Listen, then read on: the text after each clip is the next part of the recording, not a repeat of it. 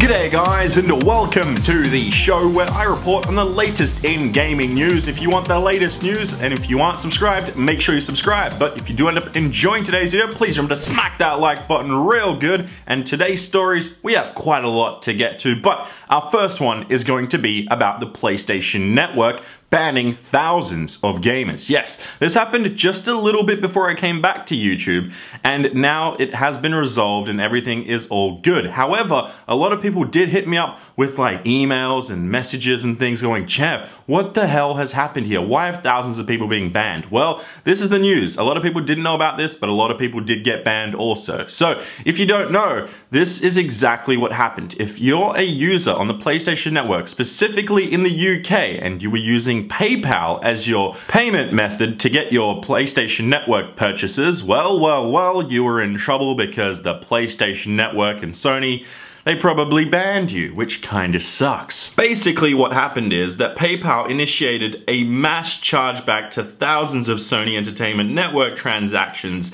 and the reasons were pretty much unknown. I guess it was a bit of a glitch, that's what they're kinda saying at this stage in time. And essentially what had happened is that the chargebacks ended up putting PSN accounts affected into debt. This was pretty massive news. Sadly, I wasn't here and I couldn't report on it, but the thing is, it's just crazy that something this little can happen and become such a big thing. Thousands and thousands of people were banned for tiny transactions, games that they maybe had purchased or just in-game stuff for a couple of bucks here and there, but it would have been in pounds because, well, it was a UK only thing that had happened. And the best way to get away from this was to quickly switch your system to be able to get payment methods through either the PlayStation cards or credit cards or any sort of other card that isn't PayPal, because PayPal were issuing the chargebacks, obviously. As of right now, Sony have addressed the issue. They are working on the future for this, so that this doesn't happen again, because this is a massive, massive mistake. Everything has been resolved, hopefully. If you haven't been resolved, you gotta contact Sony.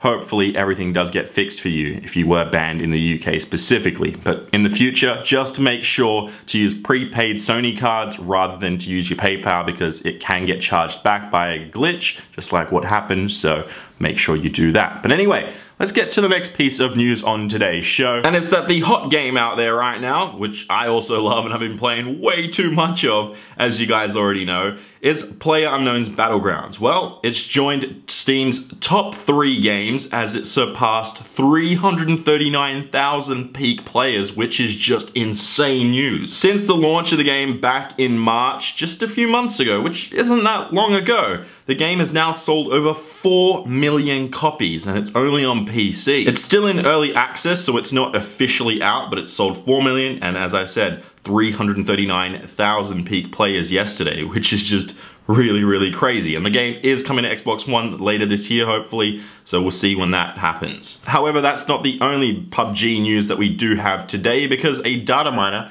has found 54 items buried in the game files. There are poison apples, leather jackets, and spacesuits, and a whole lot more in there. This is getting really, really interesting. For someone that plays this game way too much, as I've said, I just can't wait to see what this game does deliver. And if you do want to know more about all these items that the data miner has found, I will link them down below. I don't want to share them all because I'm not sure what I can and can't say really, because it's not really out there. But I am telling you guys about it, which you can check out down below in the description. But anyway, now to our next news report on today's show. And it's that EA Origin Access Vault will be adding more games, including Battlefield 1. As of right now, Access members can get their hands on all the DLC for Star Wars Battlefront. The game itself was already free through EA Access, but now players on both Xbox One and PC will be able to enjoy the complete experience ahead of the sequel's launch later this year. Now, at some point between now and September, EA and Origin Access Vaults will have Battlefield 1 and Titanfall 2. On top of that, members will be able to get their hands on The Sims 4 Digital Deluxe Edition,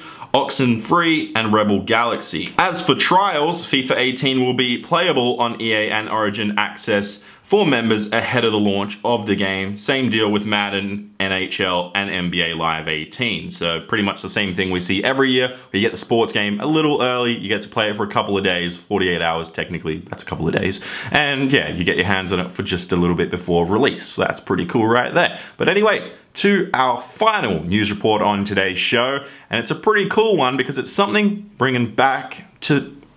I don't know how to, like, stay with me. What I'm trying to say is that an ex-Street Fighter developer is working on a new fighting game. It's a 2D fighting game for the PS4 and PC. The game will be known as Fantasy Strike, and it promises to bring a huge tournament-style fighting game, and it's going to be simple enough for new players to get into the game, which is awesome. The control system will be a single button press system with a unique system for countering certain attacks, and there's a whole lot more in there. If you want to read all about that down there, you can, and on top of that, you can, I guess, donate to the Patreon if you'd like to do that. And what I've read is that if you do donate to like the $10 tier or higher Patreon, you will get access to like beta, alpha, and all that stuff. You get it early, you get a bunch of extra stuff. It's pretty cool, I guess. It's a cool way to do it, and it is a very simple fighting game, but a very good fighting game from what I've read and looked at. So yeah, that's some different sort of news I thought I'd touch on today. Some more indie style news. Let me know if you want to see more of that kind of stuff on top of the AAA stuff that I mainly talk about, and especially all the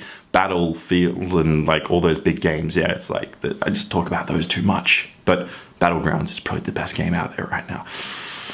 I just want to end this video and get to playing that, so I will by the time Gorilla Man hands me this question. Thanks, Gorilla Man. Okay, guys, the question is, if you only had 48 hours left to play video games, what game would you play and why? So get creative with your answer in the comments down below and you can end up on the next show. But if you enjoyed today's video, please remember to smack that like button because I'm ChampChong, my accent's Australian, and here are the answer to Gorilla Man's previous question.